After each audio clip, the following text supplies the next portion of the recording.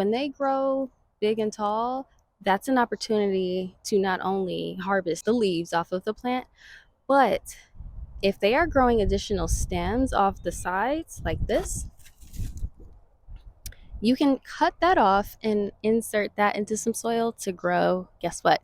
A brand new plant. A farmer at the farmer's market showed me that, and he actually gave me these to try. I've already had some that were successful. They're growing right now. Actually, they're going to seed so that I can harvest the seeds. Abundance, right? Just there's just so much to work with. So I have my piece. It is right here. I am going to take off the lower leaves.